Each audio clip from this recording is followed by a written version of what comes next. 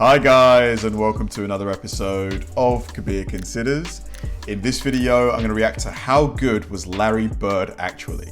Now, Larry Bird has an almost cult-like fan base. You know, people talk about him with such reverence that I think to myself, where does he rank, among the greats of basketball? Like, I'm fairly new to basketball, but I'm like the top players that always get spoken about are obviously Michael Jordan, Kareem Abdul-Jabbar, LeBron James, Kobe Bryant, Magic Johnson.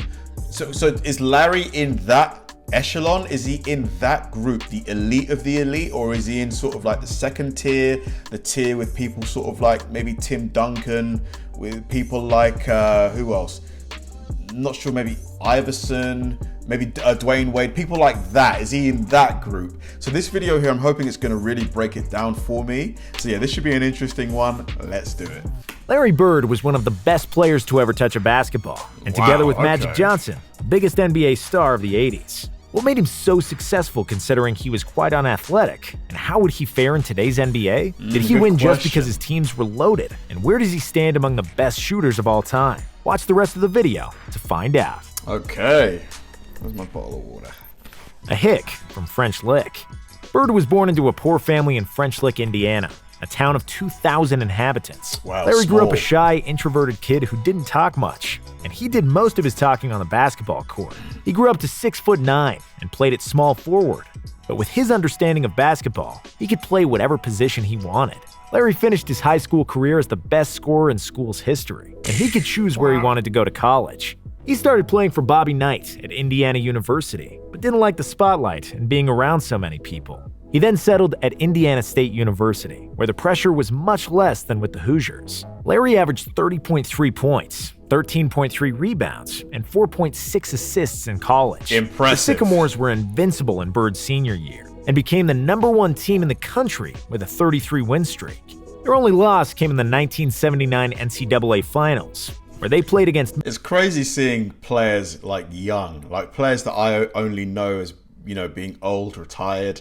Like when you see them young, like Magic and Larry, it's crazy. Michigan State, led by senior guard Urban Johnson. Despite 19 points from Bird, Magic and his teammates celebrated the title in what was the most watched college basketball game in history at the time. Bird was named the Collegiate Player of the Year, leaving Indiana State as the 5th-ranked NCAA scorer of all time. He was already drafted, as the Boston Celtics selected him in the NBA draft in 1978, hoping that Bird, who qualified for the NBA as a junior, would skip his senior year. He opted to stay in Indiana, and when he finally arrived in Boston, the Celtics looked nothing like their championship selves, with consecutive losing seasons. Bird then single-handedly caused the biggest turnaround ever seen in the NBA at the time. Boston improved their record from the season before by 32 wins, and finished with 61 wins and 21 losses. Very good Although his record. arch-rival Magic Johnson had an impressive season and won the title with the Lakers, Bird was named the Rookie. Speaking of the Lakers, I can't believe they're out of the playoffs.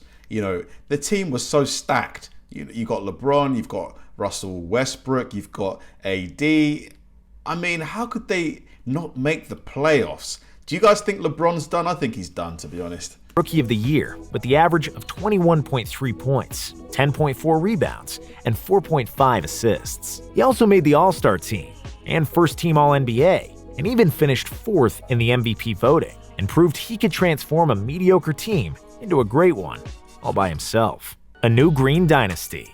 After Bird's rookie year, the Celtics had a busy offseason.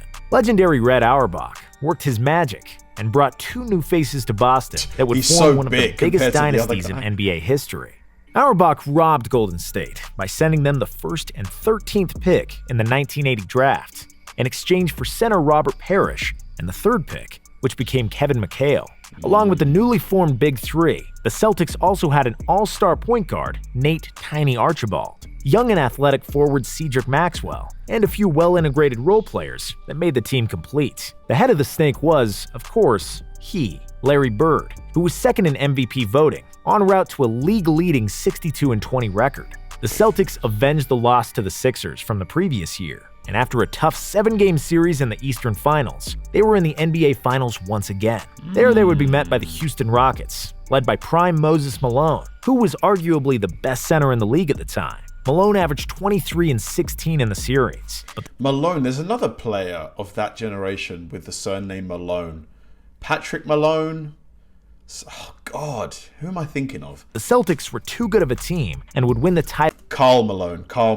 with 4 games to 2. Bird averaged 15 points, 15 rebounds, and 7 assists for the series. But the finals MVP went to Cedric Maxwell, who led the Celtics in scoring with 18 points per game. And when everybody already saw the new Green Dynasty, 2 bad years ensued. Despite Bird's all-around excellence and McHale's improvement, they once again were the #1 seed in the East. Bird was the All-Star Game MVP, but Philadelphia retaliated for a close defeat in the Eastern Finals.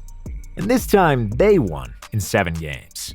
The year after, the Celtics regressed even more, finishing as a 3rd seed and getting swept in the 2nd round by the Milwaukee Bucks.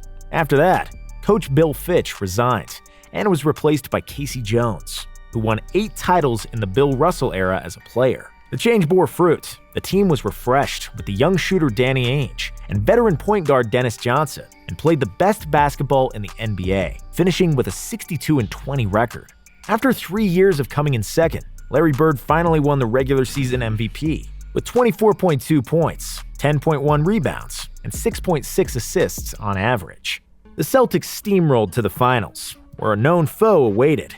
It was, of course, Magic and the Lakers. The title was decided in Game 7, where Larry Bird led the Celtics to their 15th NBA title. Bird was named the Finals MVP. How many titles did Larry end up with? Like, what, we're talking 3, 4, which would be amazing, you know. And he finally had his revenge over Magic, who defeated him in the NCAA Finals of 1979. The following season, the Celtics were even better in the regular season. Bird repeated as MVP, and McHale repeated as the 6th man of the year. They got to the finals again, with the same opponent.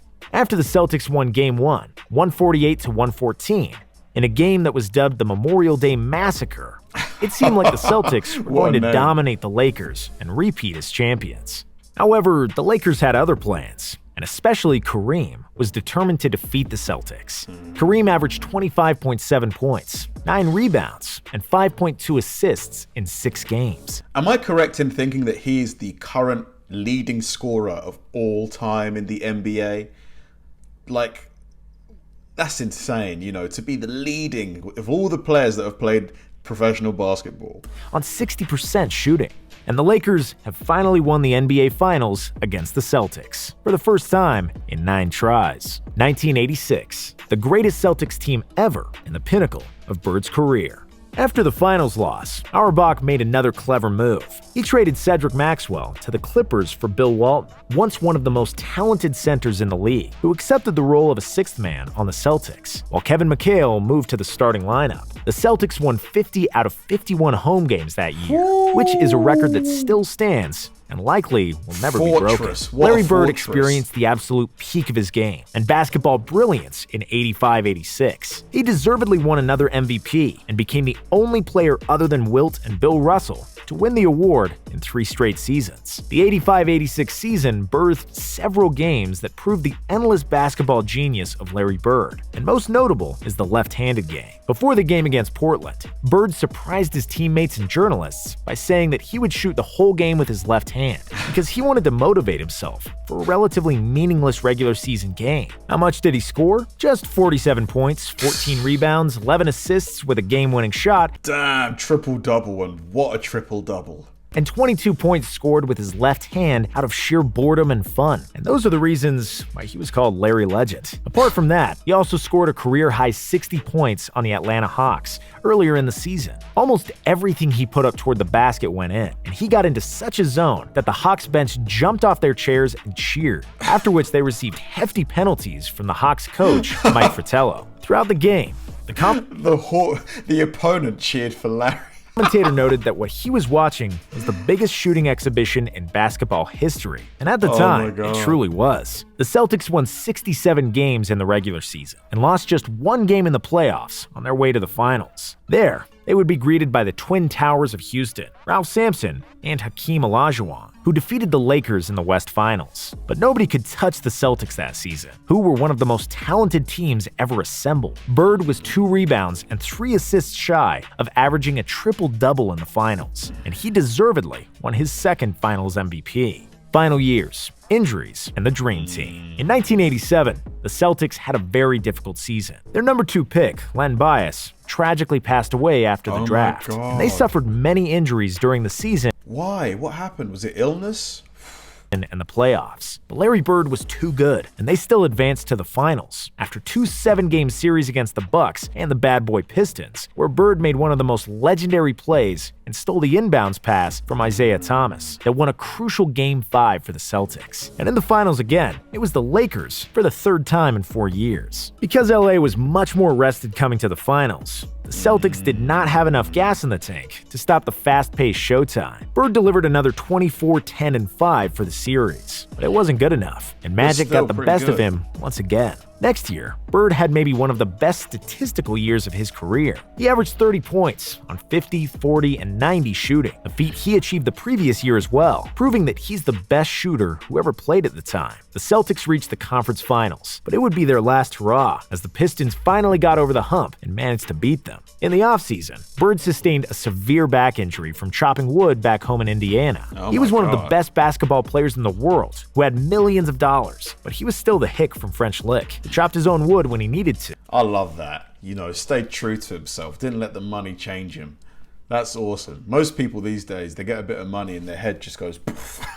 And I respect him even more for that. The back injury and surgery on both Achilles tendons caused him to miss almost the entire 88-89 season. However, even debilitated, Bird was better than most players in the league, and despite needing to stretch for more than 2 hours to be able to run, he was still very productive. He was named an All-Star each of the last 3 seasons, along with some memorable performances, like a game in the 1991 playoffs where he suffered a concussion, but then pulled a Willis Reed and came back to the game, scored 17 points in the second half, and won the series for the Celtics. Unfortunately, the toll on his body was getting too much to bear, and he ended his career in 1992, when he finally became teammates with his good friend Magic Johnson on the Dream Team. Bird flew off into the sunset with the gold in Barcelona, retiring as the best small forward and the best shooter to ever play. Wow. Legacy: trash-talking god, top 10 player ever. One of the most famous Larry Bird trash-talking stories is from the 1986 three-point shooting contest, when the legend walked into the locker room